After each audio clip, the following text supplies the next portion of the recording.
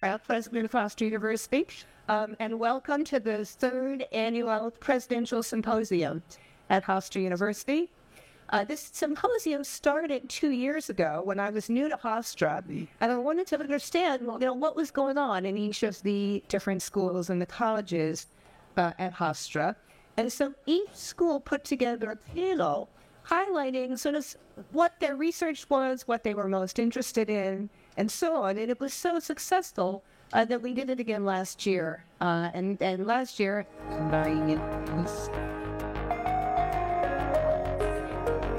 so every school and the honors college and each class presented on that. And that too was terrifically informative and interesting.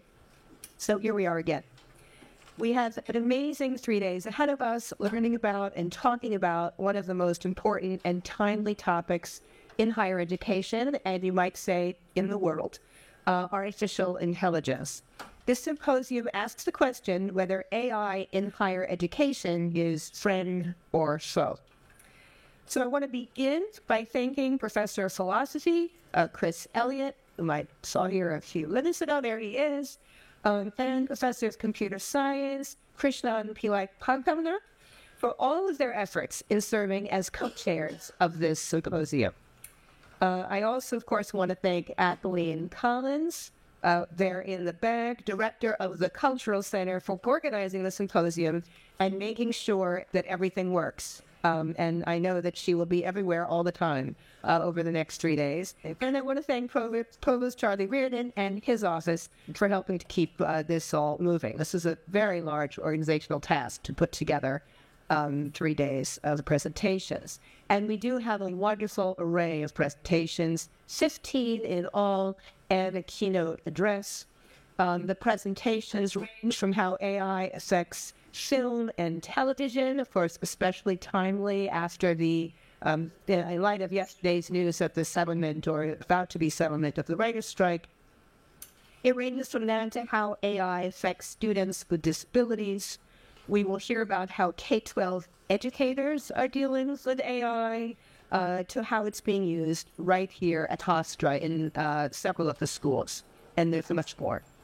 This afternoon, we are really delighted to have Dr. Kathleen Creel, Assistant Professor of Philosophy and Computer Science at Northeastern University, who will deliver the symposium address, Algorithmic Monoculture and the Automation of College Admissions.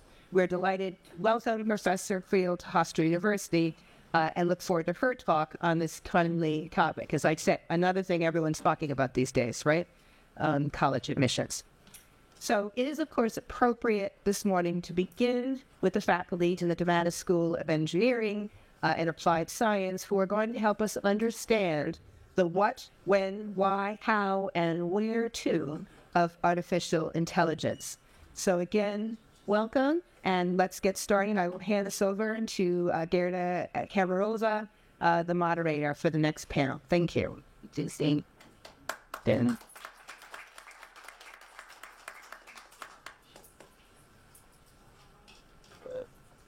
Hey, but can you hear me? Yes.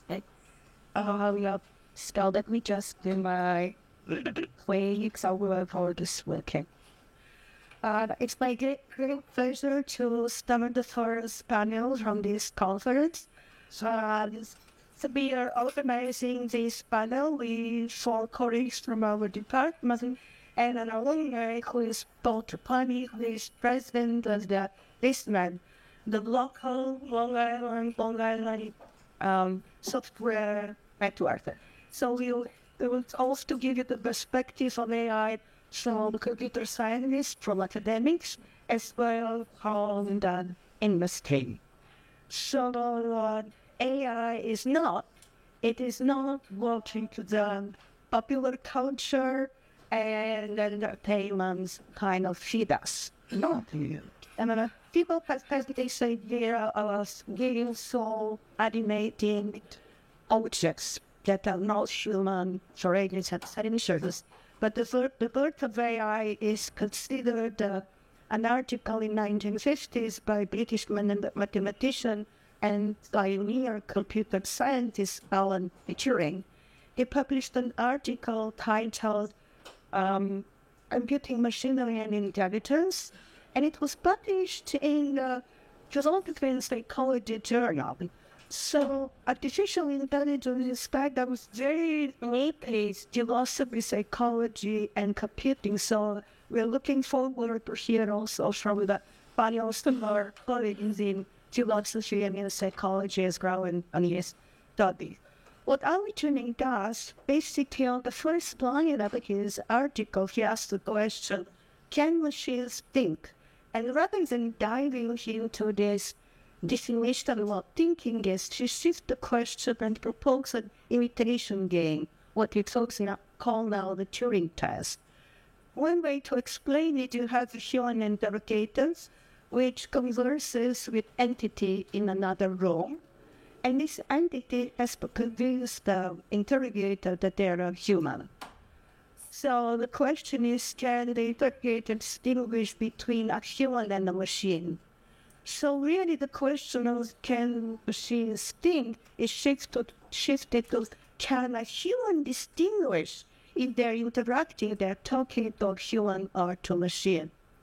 At that time, this is 1950s. In 1946, the first general-purpose electronic computer is built, and there is electronic brains popping up around the world. There is a lot of hype and talk everywhere with just the scientific communities about electronic brains, about killer robots, about super smart machines. So it's not surprising that in 1956, the scientific community basically decides to get together and focus on this topic. So the point of AI as a discipline is considered summer school in Dartmouth College in 1956, and which basically John McCarthy, one of our organizers, when he was looking for funding, so Rockefeller Foundation came up with this title, Summer Research Project on Artificial Intelligence, and this kind of title stuck in. And this is why the artificial intelligence as a discipline was born. So the goal of the project was basically for the researchers to find how to make machines understand language, form abstractions and concepts, solve kind of problems now reserved for humans, and improve themselves. So here is kind of the machine learning kicking in.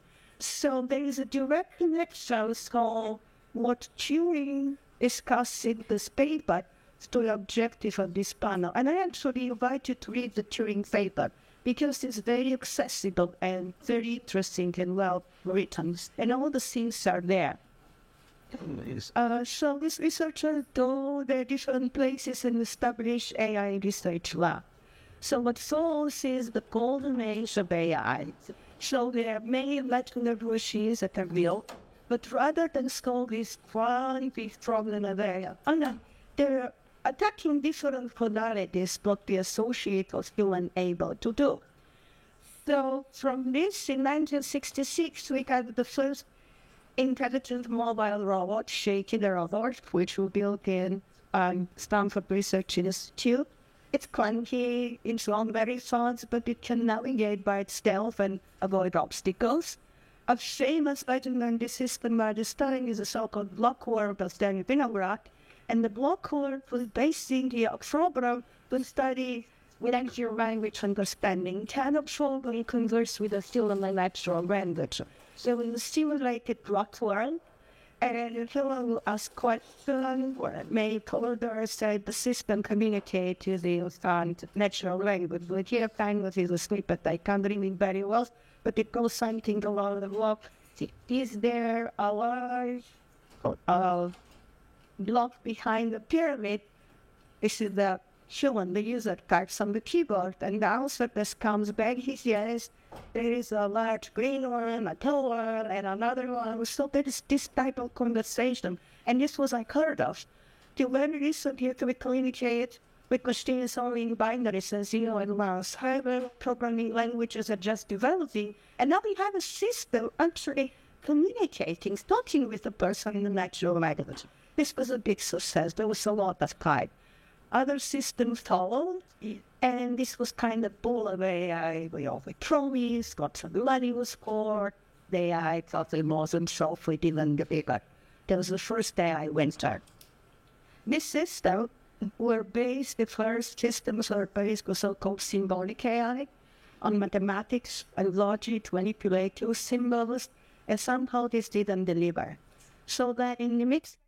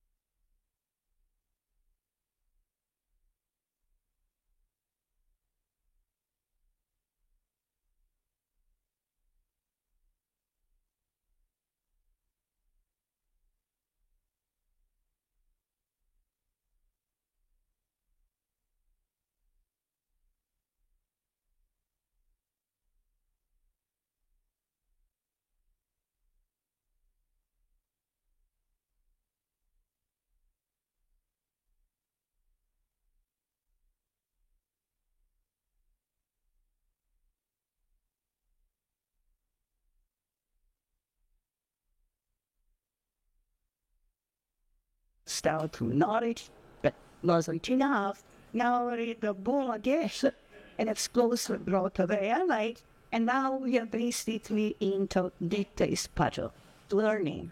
And what made this possible is big data, lots of data, powerful processors, and basically deep machine learning algorithms.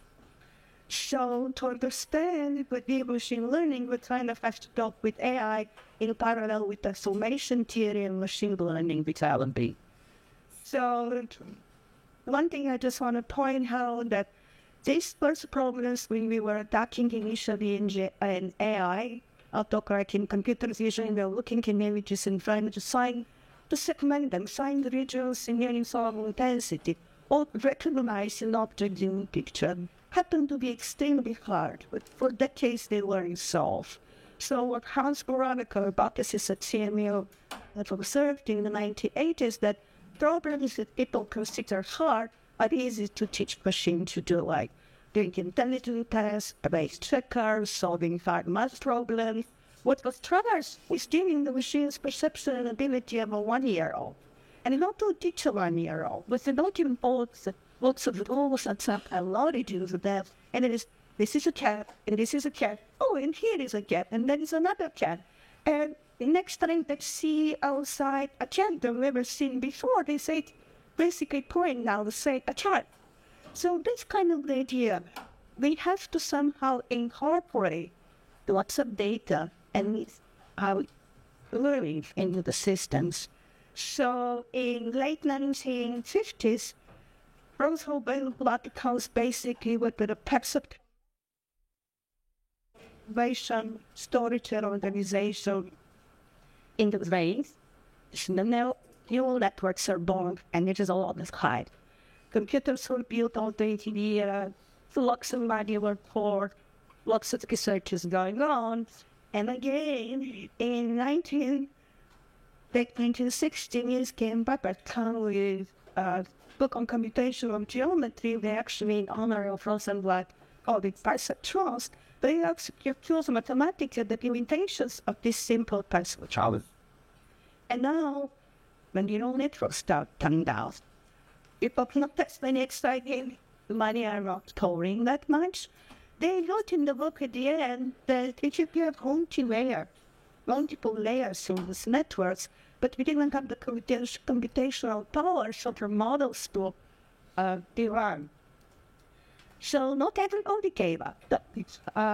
Jackie Hinton continued working on these network models and on learning, and in 2008 comes up basically with this idea of deep learning, in which the networks have multiple layers. This is what the deep research of hundreds of layers. There are millions of connections, and it comes up how, based on training that data, known input and a known output, how you can run for the network this input, and then based on the error, based on the difference that all the error the network makes in prediction, update the weights. So they come up with this algorithm. And this was a huge success. This was a huge breakthrough. So, I mean, one thing for us for research as a lesson, we should not be going all the time to much time. I mean, actually having conviction and working on an important problem and eventually it delivers. So what happens is that in 2018, with three guys, Benji, Hinton, and Kuhn, were given the equivalent of a Nobel Prize in computing. Okay? And were recognized for their work. So, but really the driving force is Hinton. So 2008 has the deep networks, then 2010 is the Turing Award. So what happens in between that causes really this explosion of these models? I'm going to talk from one perspective of computer vision, but basically there was a research by Sadie in Princeton who actually had already recognized that how can we make computers learn the way children learn and recognize images? And it was recognized that there are deep learning models available, the theory is there, but we don't have the data on which to be trained. So he, with her local collaborators, creates a huge database of images which are categorized in various categories: dog, cat, car, truck, sheep, and all of the images are labeled. So now research in deep learning can use these sets of images to train and to experiment. And there was even competition that image classification for large-scale recognizing just the condition, what is in the picture. In 2012, the model called AlexNet, which is by basically Brzezinski, Stutzkever, and Jesse Hinton. They were basically students of Hinton. Come up with a deep learning model called the AlexNet, and they were by far win the competition and beat it up. And this basically started the bomb. And these networks have application on just in computer vision everywhere. So with this kind of brief on the force of history of AI, I hope you kind of see these ups and downs and ups and downs, and now we are in the up. And our panel basically is hoping to discuss with you what are the types of problems we are solving now, what are the challenges from academic perspectives, from perspectives of the industry, and speculate about the future.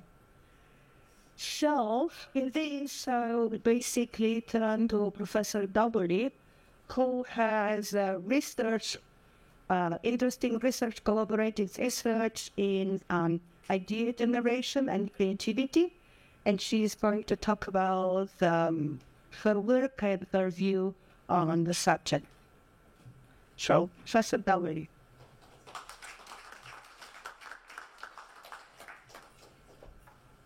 Thank you, Gerda.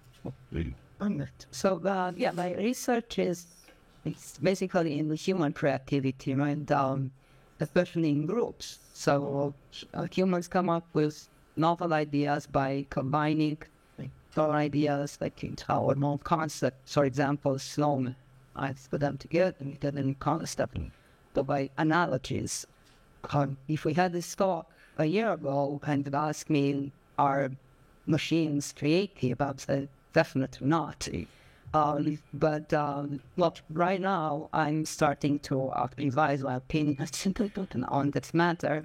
And so here I'm giving you here a couple of examples where machines meet humans and what exactly happened. So in 1996, 1997, IBM built the Deep Blue machine, which beat Garry Kasparov which was a world chess champion. And the way he did it, by looking ahead many more moves than humans, by being very fast, being able to search over 200 million moves per second. So he beat the world champion by being much able to look to search through a large space faster than the humans. So was it intelligence? Apparently a random move, which was considered a bug. Kasparov found it as very creative, but it was a bug. So now, this going back to this symbolic systems and connection systems, right, or planning versus reactive systems, right? So this Deep Blue, I consider it a planning kind of system, right, that looks ahead and tries to plan the moves.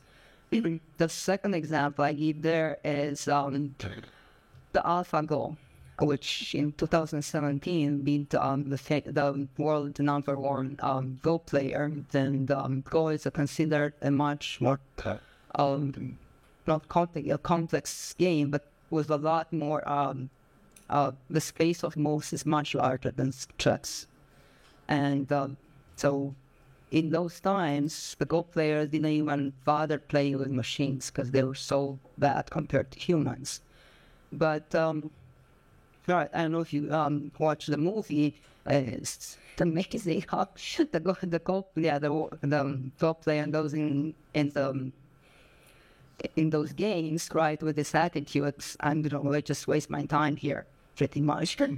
And it comes out after game, it's more depressed and doesn't know what's going on there with the machine. And right, so, but the difference between this AlphaGo machine and the Deep Blue was that it was learning from its own place, right? So you had the planning ahead, but also the learning. So it's both planning and reacting, and learning as well. So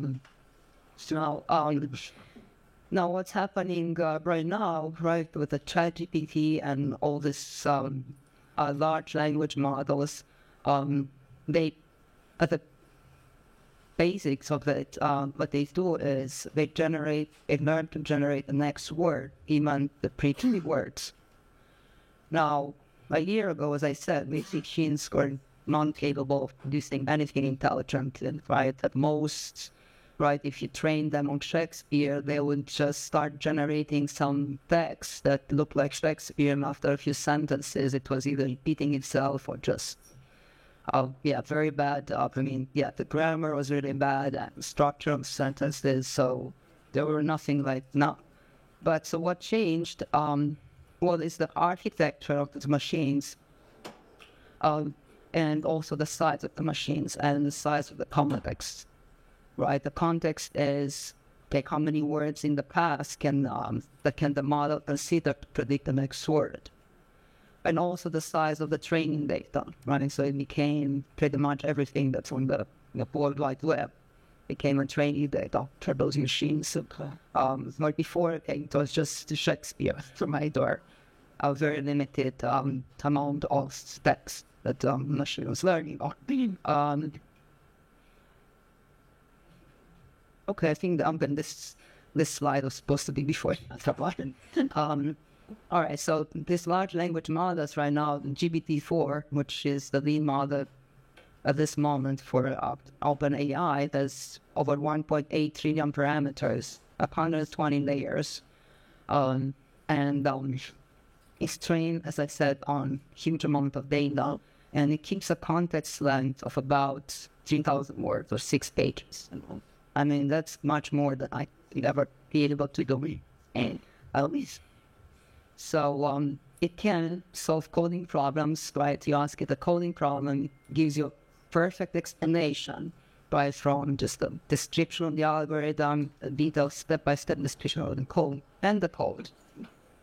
Right, and I'm trying right now to compare it to an explanation generated by students that are talking. So I'm looking, I'm going to use the ChatGPT as a gold standard for an explanation.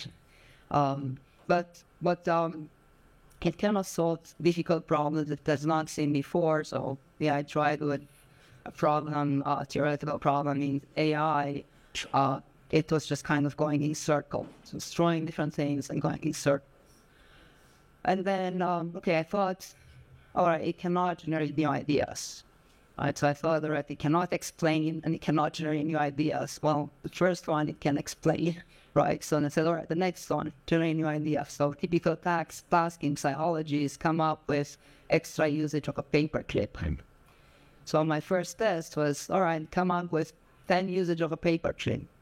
1, 2, 3, 4, 5, all of it. And some of them quite new, right? So it said, okay, use a paperclip as a jewel, as an earring. I mean, that's something that, I looked also at the data that humans are generating, and some of those are comparable in creativity with the ones that ChatGPT is generating. And all right, so from that, I thought, all right, so maybe we can actually use this new types of models to enhance human creativity, right? If you can't beat it, then you should join. So then, in my research, so we're, as I said, we're looking at group creativity. So the next question would be, how can these new models, right, enhance human group creativity? And thinking of building feedback chatbot that would interact while the humans are generating ideas. And it can, so we're testing right now. So over the summer, I worked with a student in the Aspire program, Mason alone, and he tested a model on generating new ideas, combining ideas with the stuff of ideas generated by humans, adding details to ideas generated by humans, or adding details and combining them, and also so it can do all of those, right? Some of them better than the others. It's very good at summarizing others' ideas, right, and especially combining them. So that works very well. Novel ideas it can generate, but if it's in the context of a larger human conversation, it kind of tends to combine with the human's ideas, right? So you have to tell it. So the prompt engineering, plays a big role in what kind of you do. You choose to make the model generate certain outputs. But right now, so we're going to try to build a chatbot, and that we can pass the previous ideas that we want to generate, and then figure out. Of course, not the machine, but in our application, figure out, okay, are the humans in an impasse? Are they fixating? Are they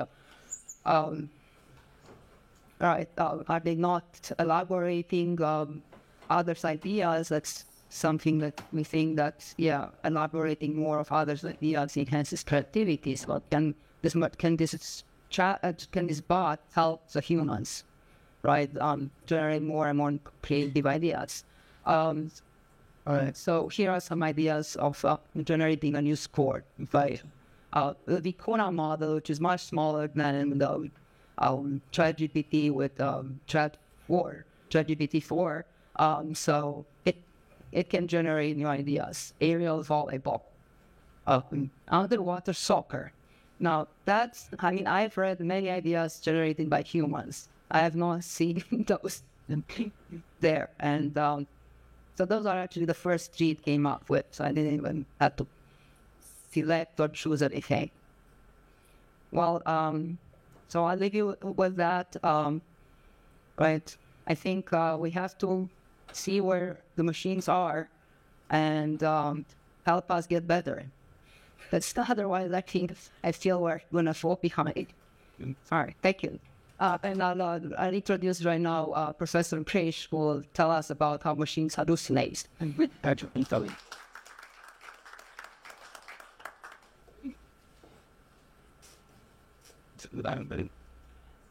Good morning, everyone.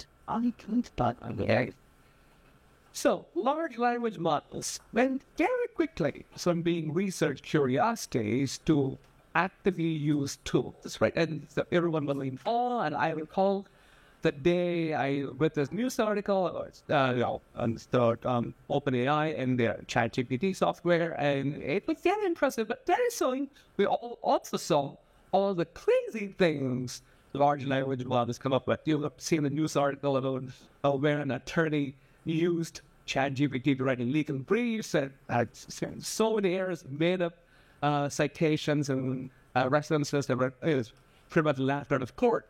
Of course, there's a more serious case where a European politician was accused of having been a terrorist. So you get all kinds of these crazy things happening. And collectively, these errors, these mistakes that large language models make are called hallucinations. Now, I'm not sure I'm a fan of the term, to be honest. From what I read, a hallucination is a perception that something is real when it isn't. Like, for example, I could perceive that I'm getting a big head of applause here, but feels unfair.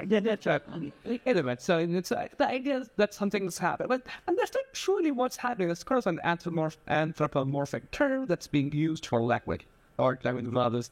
Maybe we are the ones who are hallucinating, looking at the output and pretending it to be real when it's all made up by the machine. Anyway, so we can call them delusions, we can call them all kinds of fancy and funny words. But what I want to talk about, why do they occur, and what we as users could do to minimize the possibility of getting incorrect output.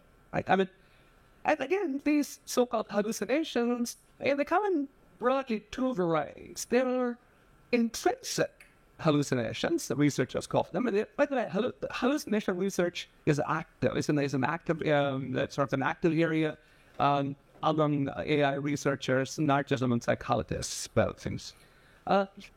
So there are intrinsic hallucinations, which are mistakes that are easy to spot. That if you were to look at it, say, that's an obvious mistake. For example, if ChatGPT were to produce an output saying that a COVID vaccine was tested in 2018, we'd say, well, that makes no sense. So that COVID-19 means, that specific instantiation of the disease happened in 2019 and later. So that's easy to spot, easy to fix. There are also extrinsic hallucinations, which are harder to find and harder to fix. For example, let's say you're summarizing a document and the correct response is, the correct sentence should have been that John walked to school. What if the machine were to say, John walked to school happily with a friend? But it might be true, it might not be true. These extra nuances that the ChatGPT adds add flavor and color to the summary, but they could be wrong or they may be right, and they are the ones that are hardest to fix, right? And so in any case, whether it's an intrinsic error or an extrinsic hallucination, the question is, why do these occur in the first place, and what can you do about them?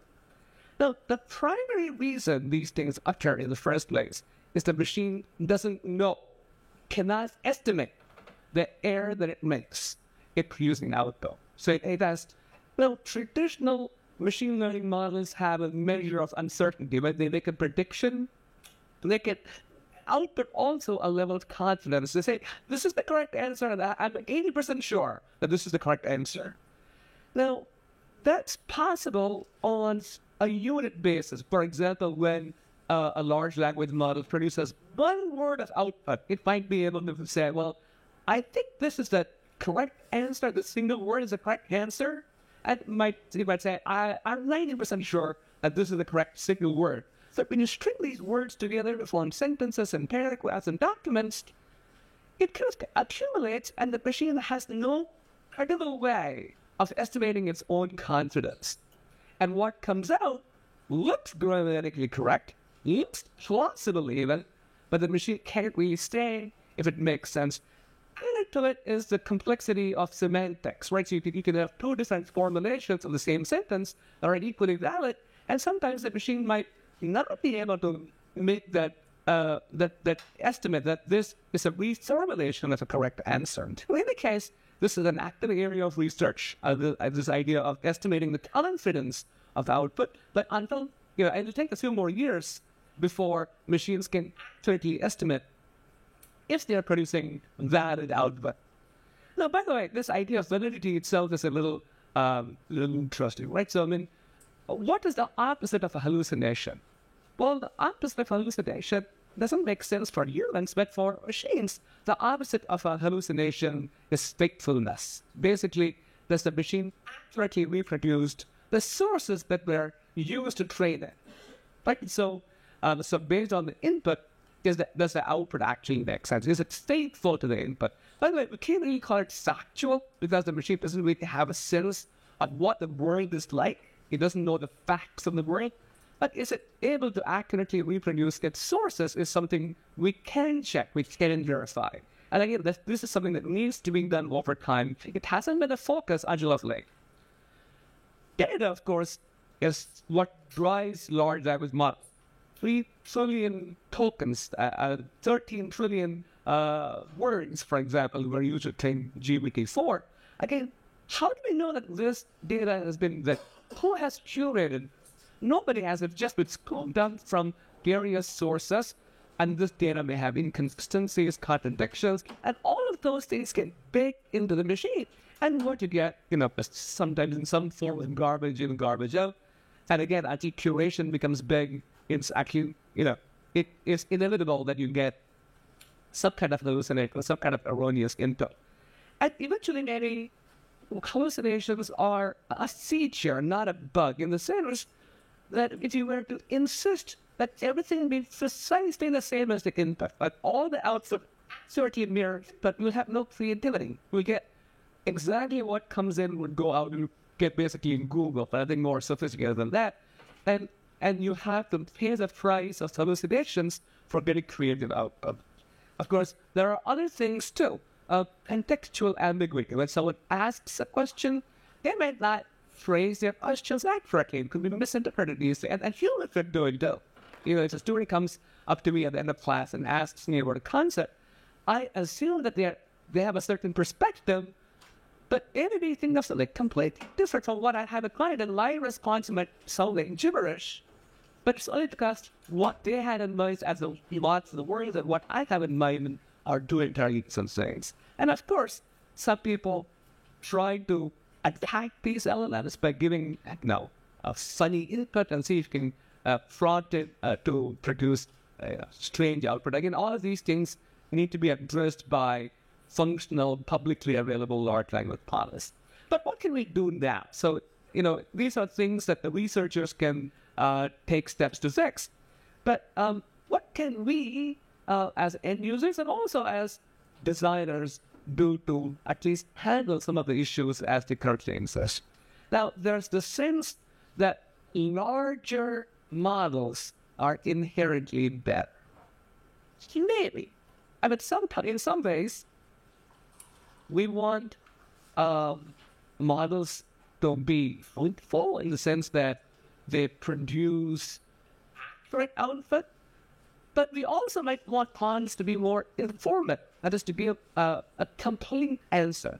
And sometimes it's sort of a balance between these two, and larger models can be more informative, but sometimes perhaps not as truthful in the sense that they might actually, try to cover all bases, might actually introduce hallucinations along the way. Again, there's also this sense that more data is better. Not always. More data is better if it's curated data, if someone has embedded it before it's gone in.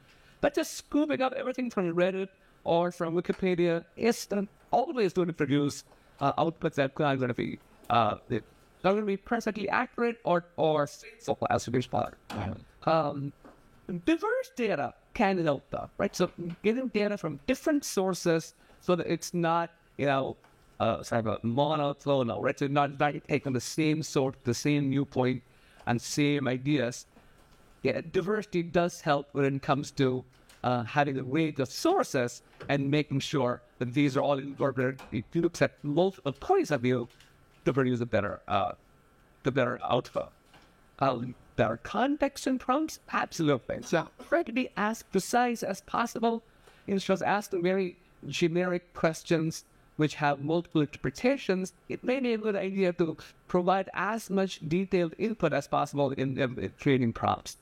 Asking for longer responses is a sure recipe for getting hallucinations. So if you were to prompt it to produce an essay-length output, you're almost certain to get things that are way off base. So the longer the machine goes in producing output, the stronger the possibility is of deviating away from the context. Right? This has actually been observed. Right? So when you have long conversations with ChatGPT, it's possible for it to go into certain weird situations, and it's hard to even break out of that. And that's Bing, Microsoft Bing restricts conversations precisely for that purpose, so that you don't go into weird contexts.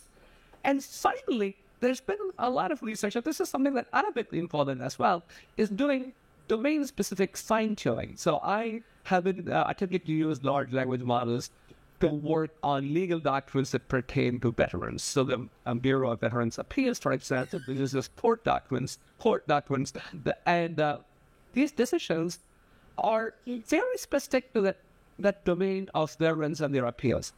Now, training something specifically for that domain might seem appealing, so that the machine is more capable of answering queries in that domain, but it turns out that's not always the truth.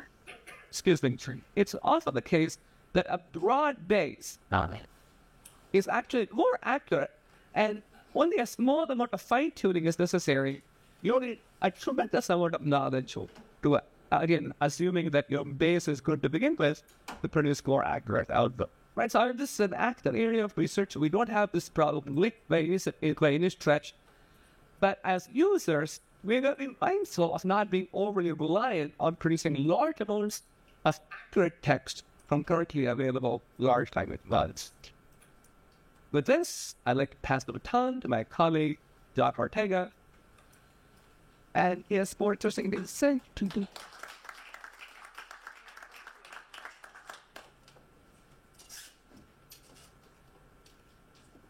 Thanks, Chris, and thanks everyone for joining. So, Hofstra's presentation here outside of with my students. I'm happy to be here and happy to join Hofstra with all of my ex-professors. They got my bachelor's degree here in 2011, and happily here working with the team again. So, not fast. So, I think this is where I start. So the idea is that hallucinations are something that we've already talked about, but just looking at the audience, and I won't recognize a lot of faces, so my question is, by raise of hand, who knows what a large language model is? Okay, so about half of you. Good. Because I've had a boss of mine in the past tell me that I'm only business. I have no idea. We're going to use ChatGPT, but I need you to use Embark for decoding. Like, how did she even know that? So I think there's a lot of marketing. There's a lot of things going on right now. They're oftentimes throwing a lot of terms in our face that we don't really know what they mean, and we're just trying to kind of ride the wave. So we have to be careful, especially when we're dealing with more sensitive topics. Things like this you see from the 60 Minutes talk about hallucination is a very good example of things that go wrong, and of course could be a little more catastrophic. So when you think about healthcare, for example, when IBM Watson came out, I was on that team and got my master's degree here, 2011.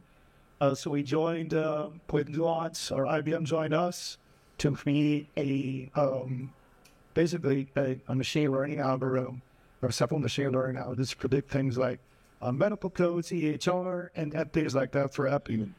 Now, that was great, and back then, and even to this day, some may have seen, I don't remember what that was, Hewitt, or one of the tax companies says, powered by Watson.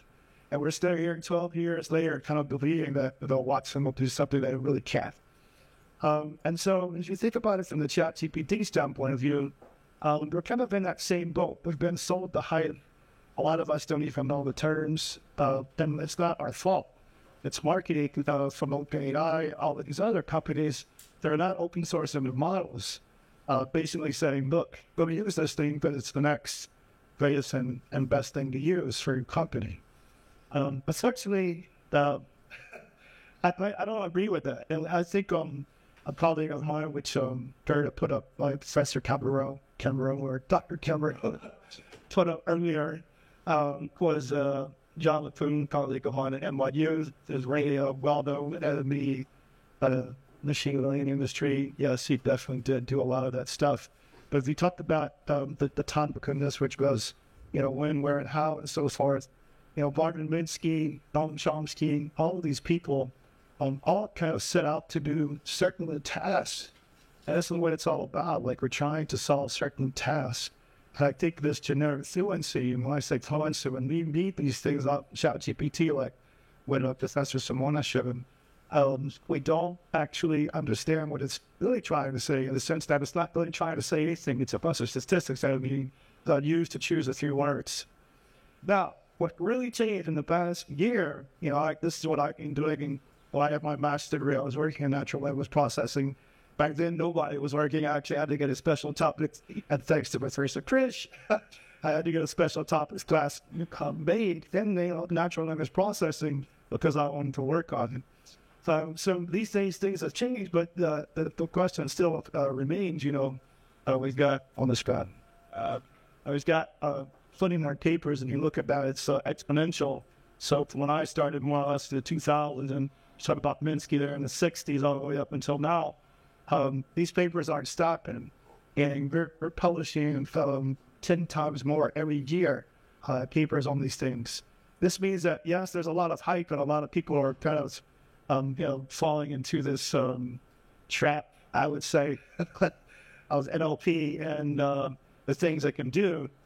But if you just take a step back and you really think about, train these models in text, like they have no real kind of raw knowledge of anything else but the text that feeds them.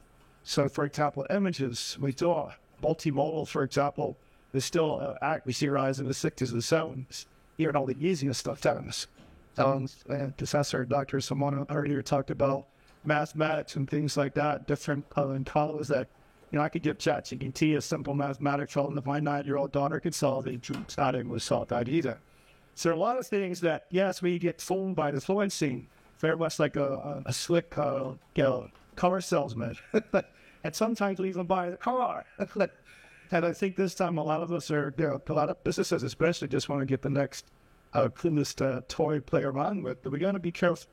And so as the papers get published, the reviews get worse. You go to ACL conferences where ChatGPT's kind of already been swallowed. The people that are reviewing these papers are just, a lot of them know you have PhDs. Back in Minsky's days, that would have been something unforgettable. Like, you cannot do. So we're letting more papers down. There's more hype coming in. And what does that mean? Well, things like this happen. We go down, maybe tear down a little bit of Amazon so that we can build a new building for GPU processing. They want to create these huge language models because everyone wants to, have the greatest and some Shakespeare fluency or something like this. And at the end of the day, we have to, step back and think. And this is one of the things that I think Minsky, Shannon, Turing, all of those guys, even LeCun to some extent, they didn't think about. We're just trying to solve a problem. We've actually gotten really excited about solving that problem. But then on the flip side, think about the investigation that I work in, which is typically with low resource time. There's a lot of people that don't really care about this, right? Yes, Europeans, Americans, we generally care about this stuff, but a lot of the rest of the world can care less.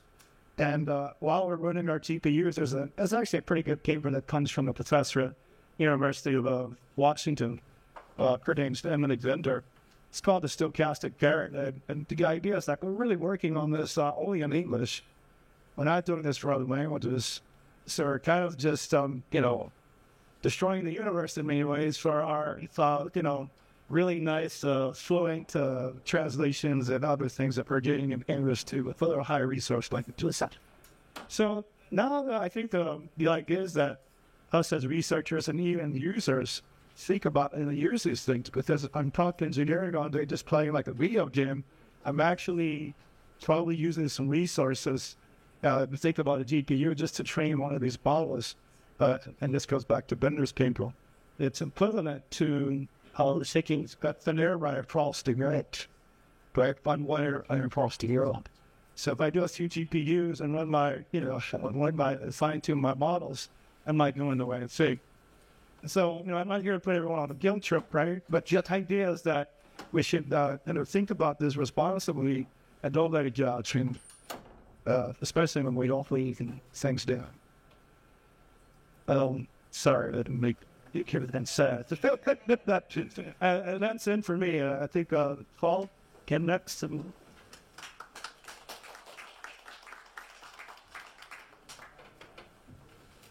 Hi, everyone. So I am the current president of ListNet, which is the Long Island Software Technology Network. We're a chamber of commerce for the tech industry on Long Island.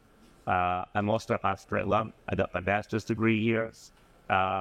Before that, and I like to bring this up almost as a joke, but it's becoming more and more relevant. My undergraduate degree was in English and philosophy.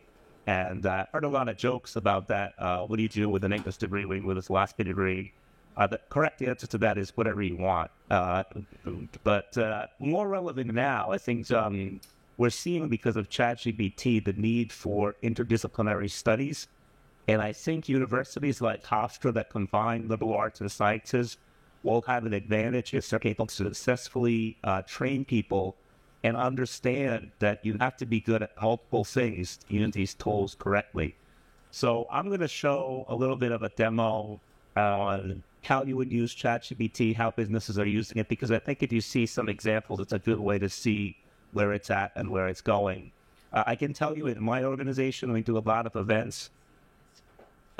Since this year, since January, AI inevitably comes up. How are companies using it? What are they doing with it? I had a friend ask me, he was a CPA, and he said, how can I get my staff to use ChatGPT? And I said, well, if his staff was done, I said, why don't you ask them? They're probably already using it, and they were.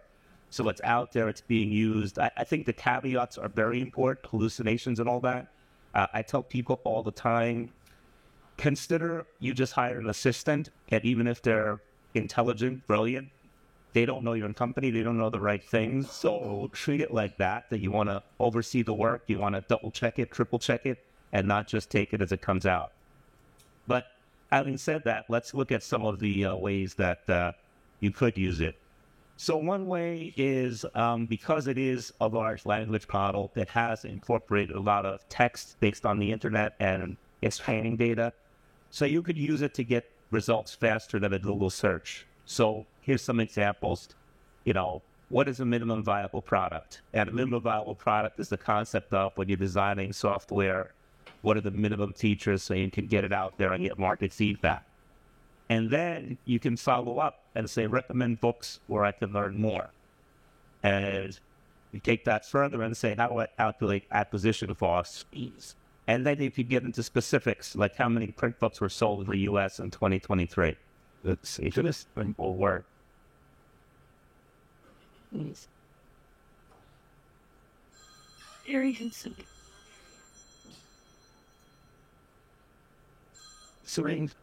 Okay.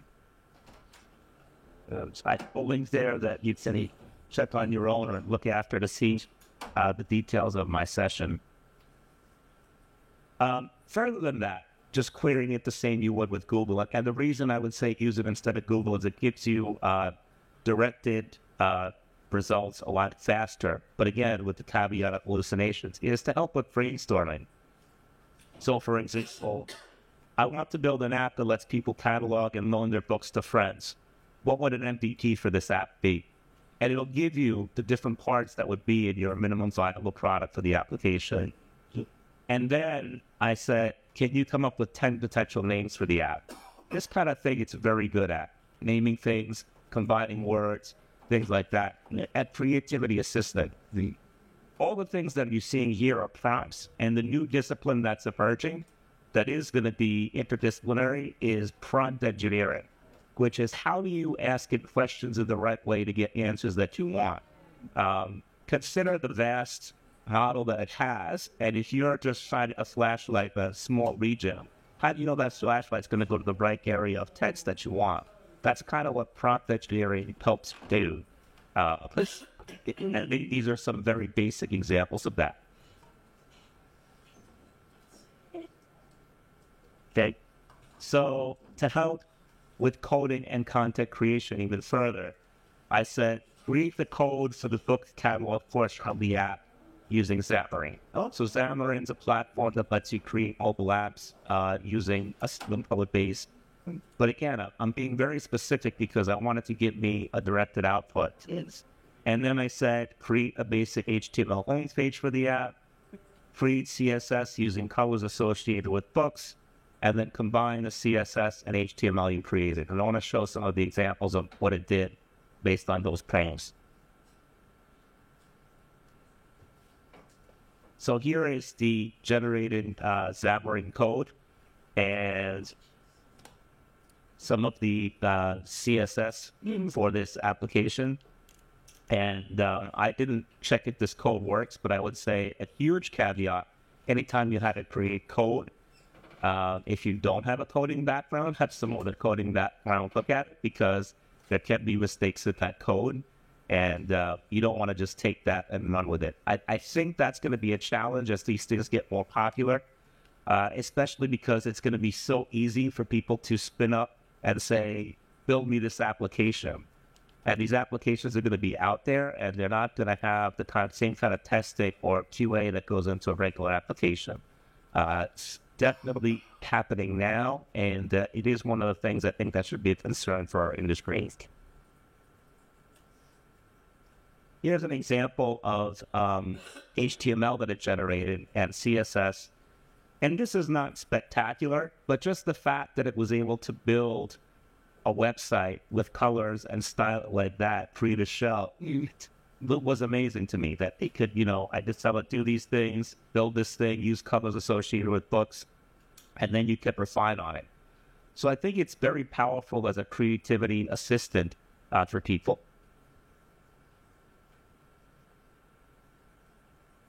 Now, the future is where multiple AI tools will be linked together.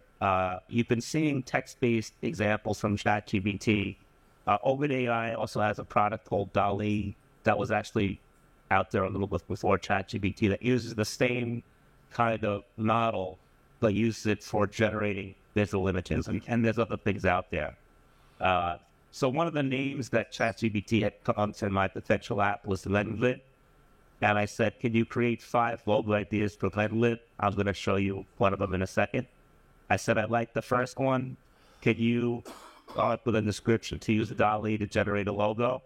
And when I did this, I came across one of the limitations. DALL-E has a limit of 400 characters. The first description it gave me was much longer than 400. This is a good example where people say AI is going to replace humans. I think we still kind of need this human interaction to correct some of these things, at least for now. I have more thoughts on that. So this is what it came up with as a logo. I'm going to read it. Logo from Lendlit, a book lending app. Feature a warm handshake in front of a stylized stack of books symbolizing trust and community. Uses a scheme of deep browns and creams invoke this sense of classic books. Below the image, include the modern and clean text Lendlit. Going on to the next slide. This is what it came up with. As you can see, the words are not there. These things are very bad at creating words. We really are in the early stages of a lot of these. We're kind of in the Wild West phase. And that's why I say it's more important than anything else that if you do use these tools, understand that they're kind of a beta or even alpha product at this point for this kind of thing. But I like the fact that it came up with a prototype logo. It came up with some text with a logo. Again, if someone's a graphic designer, I don't think this takes away their work. I think you want to be able to use this. If you're a coder or a developer, I don't think this takes work away. I think if you can leverage this to get the work done more efficiently, quicker. And same thing if you are a writer with all these things. Now, one thing I will say, tied into what John said earlier, is OpenAI is having issues because their model, even from a cost basis, is not sustainable for them. So it's going to be interesting to see where that goes. I think they rushed to market. They wanted to capture the market, and they haven't thought through what it would cost them to run all this stuff.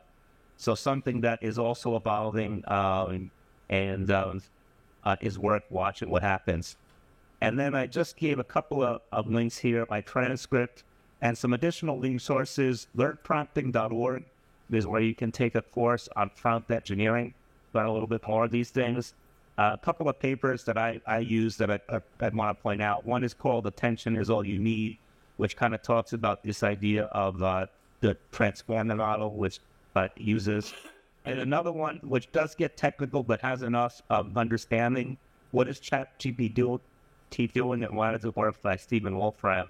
It's a good overview of how this all works, and it's very interesting to read. One of the interesting things I found out about from reading that is, one, it's not using actual words, it's using pieces of words.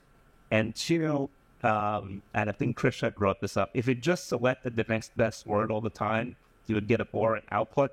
So it's a little bit randomized, and that randomization could actually be tweaked for interesting results.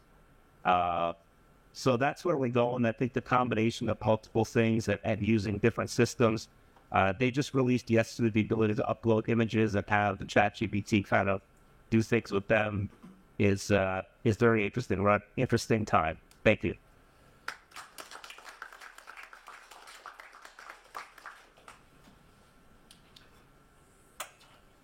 So, what is the plan now? She will.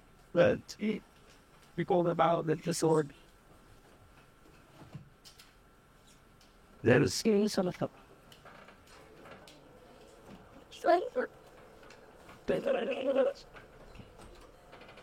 Serious. what is and what was me? Look.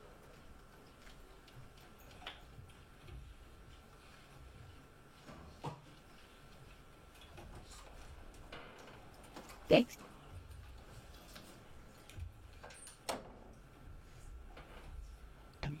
Teach. Are there any questions? On them, I'm saying, Yes. so the other thing, see is less than that on FT. Nice. They're the bag thing.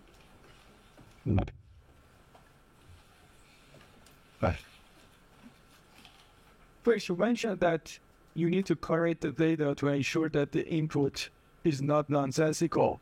Is there any way AI itself can be used to reduce the cost of correcting data and make it something like this appear much faster and more accurately?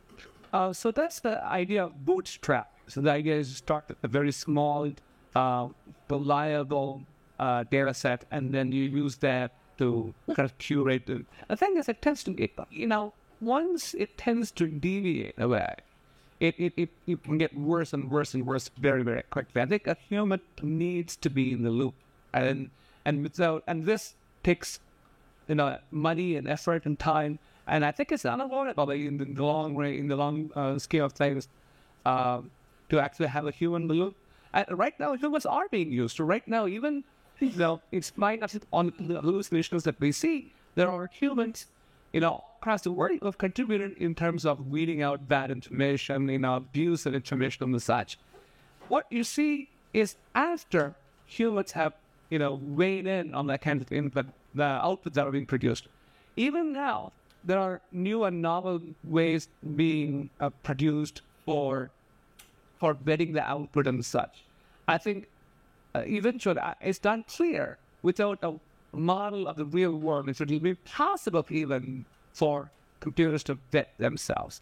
Some amount of work is being done on building confidence so that when it outputs, so it says, here's the output, here's the text that I produced, and I'm 60% sure that this is the correct answer. So that's more feasible using without really going into full-scale curation. So getting a confidence measure, that's easier to do. that I think if you want data to be pristine, it's hard to do without a human. That's my take on that. Thank you. Except following up on that a little bit, and the issue of hallucinations. I mean, you see a lot of examples where the hallucinations are obvious, right? You just steady observer, but there's so many where you have to be a content matter expert to be able to distinguish. I think that's the role of the human. So my question is probably for Paul, what role do you see already in prompt engineering playing in minimizing hallucinations or addressing hallucinations? So if you can, that there is a role in setting the proper context, that it doesn't fully avoid the hallucination issue. I think along with prompt engineering is the idea that you have some expertise in what you're prompt engineering.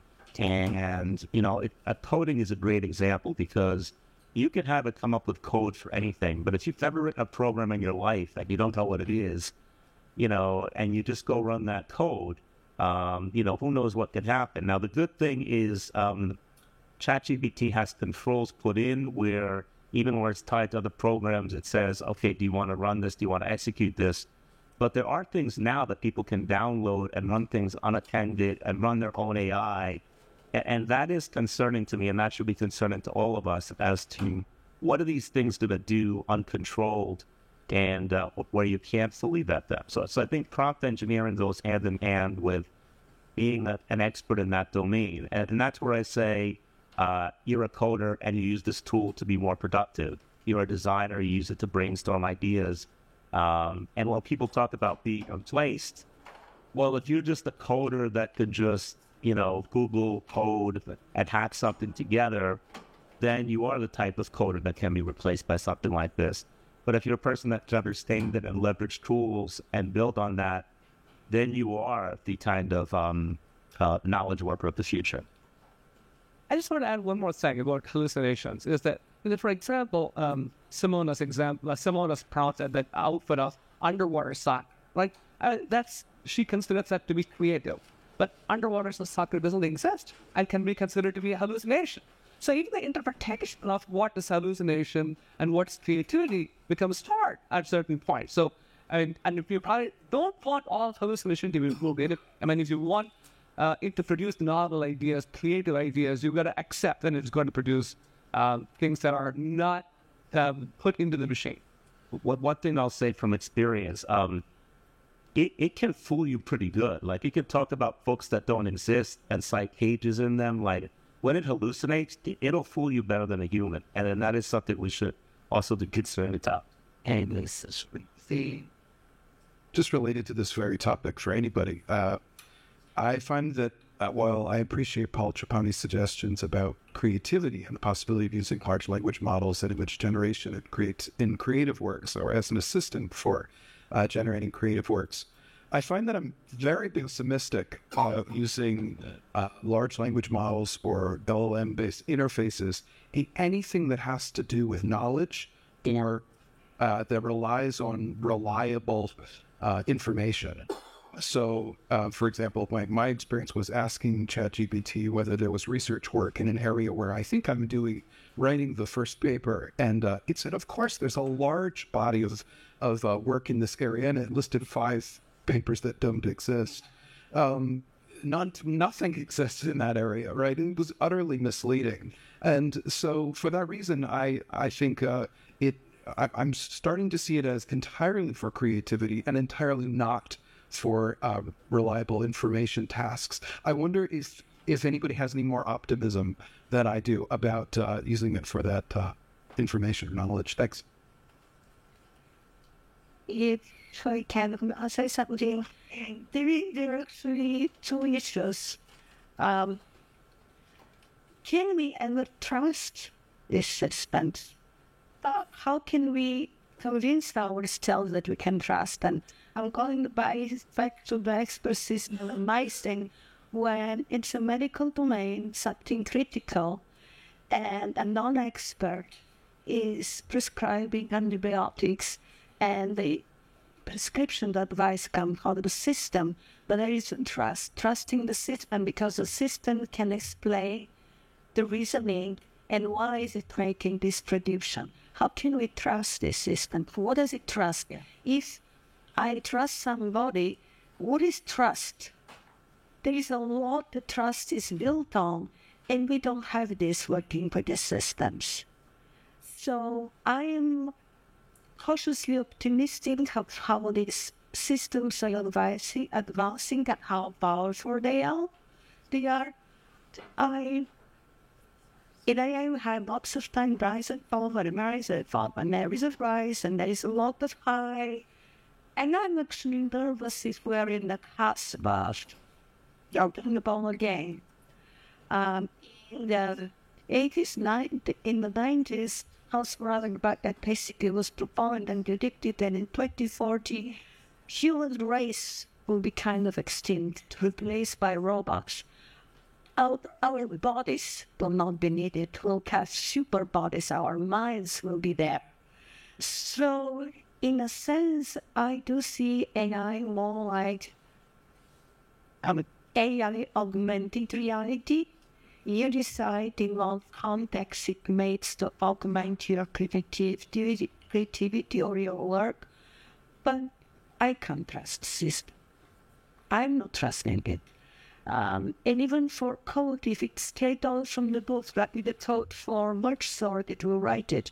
If it's something more standard, and actually, I remember a professor from engineering, we had a discussion, he was putting in the spy problem with the student, and the students had to tell some tasks too, and that comes with a crazy engineering diagram. And he was wondering, where did you get this glitch from? What is this thing? We never taught you this. Oh, it's AI. Gave it. And students had no idea what they're using. I told my student, use it. Do whatever you want. Are you able to critically evaluate what you get back? That's the important thing. So this is why we cannot, as educators, suddenly give away our role in educating critical thinkers. That's the role, because if you're using you have to be able critically to evaluate what you then just maintain. Yeah, I want to add on to that. In the past, at Columbia, I taught NLP, and several students there obviously came with ChatGPT. Hey, it threatened to use ChatGPT on my assignments, and I threatened to use ChatGPT to grade their assignment. So definitely, I'm with you, Gerd, on that. I think there are situations, going back to what you said, there are situations where it's great. I think we all see it, especially, the age gap here. I mean, I'm giving my age away. But when Nintendo came out, the Atari 2600, we were all really, we wanted to go play this thing. So everybody wants to go play with it right now. But when you talk about these situations such as healthcare, HIPAA laws and things like that, PHI and banking, you can't just give away people's data to the monolith. And of course, that's what it does. The more you feed it, the more it's going to keep that data and give you back the responses you're looking for. Unfortunately, especially at the business level, you just can't do that. So most companies, even healthcare, things they mentioned, are pushing back on things like this and making sure that, hey, let's have explainable AI before just AI. And to add to that, if there are research papers on how to extract private information from large language models, you don't even need access to the model, how to cleverly write prompts to actually extract from it social security numbers, email addresses, and such that are on which they were built. So it's possible to do those things. So it's not as opaque as it sounds. It turns out, in fact, we yanked out critical private information. So that's not beyond what can be done. So it's not as secure as you would imagine that just questions everything together to one big version. It's still possible to pull trading data out of that. And to add one more thing about the use of large language models, in a way that doesn't involve creativity, but is also not much a risk, is in abstractive summary. So if I and I tried this, for example, if I took the chapter on an operating systems book, it's available as an ebook, and I shove it in, and I said, give me 15 multiple choice questions based on this chapter. And it got, I would say, out of the 14 were reasonable, something that I would ask. And it actually did a good job. The 15 thought was not reasonable, only in the sense that it was not relevant to that topic. It was slightly relevant, it wasn't wrong. So, thought that very, very narrow thing where I'm not asking it to produce something out of its own memory, so as to speak, but I'm asking it to summarize a document and then produce a multiple choice question from it, where it doesn't have to refer to another source of information. Right? It actually did what I think was a relatively successful task. There were no hallucinations in any of those choices. I mean, there are 4 choices for every question.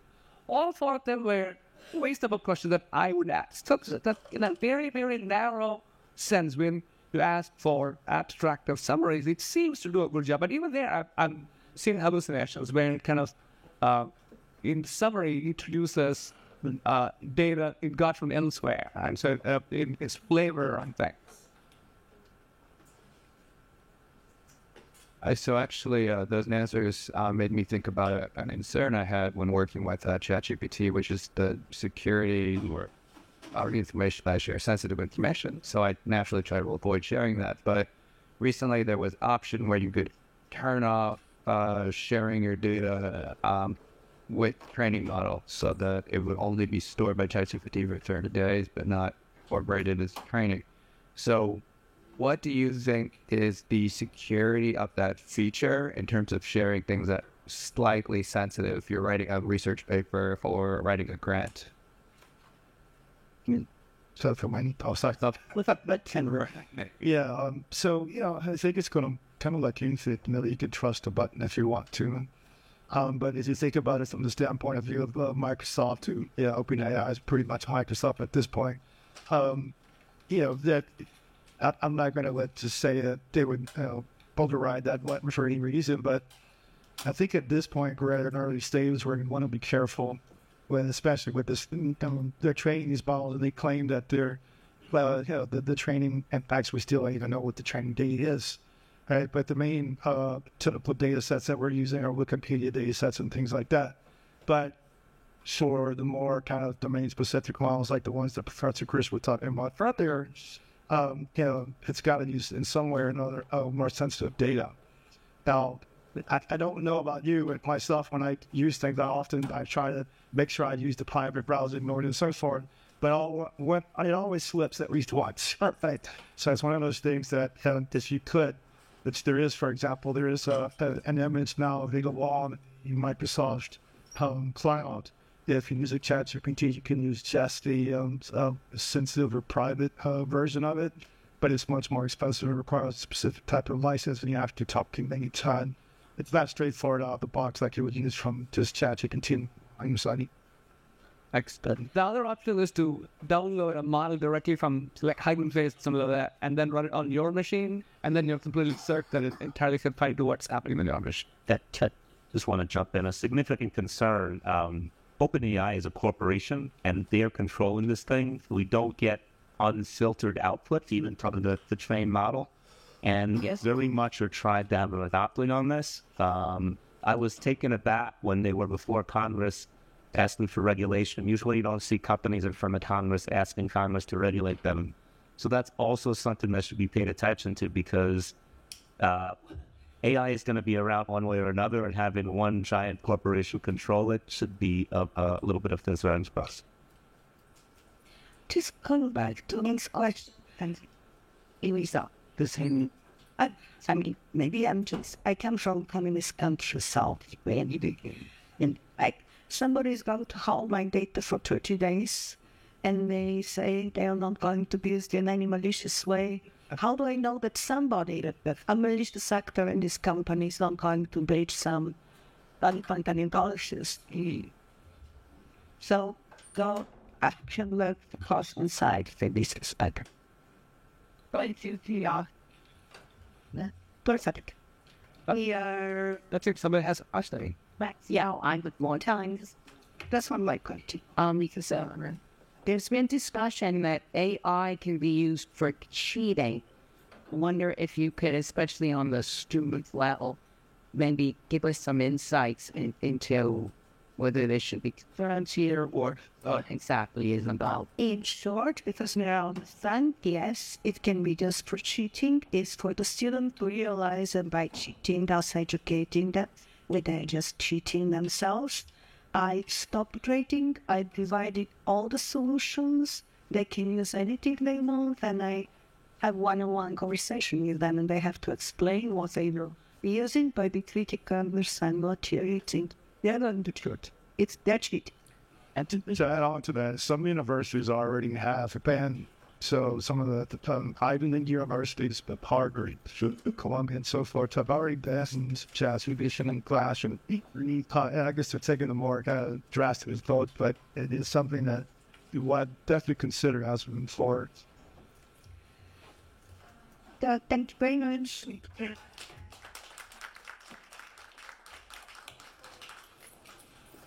We're not the usually die. Good.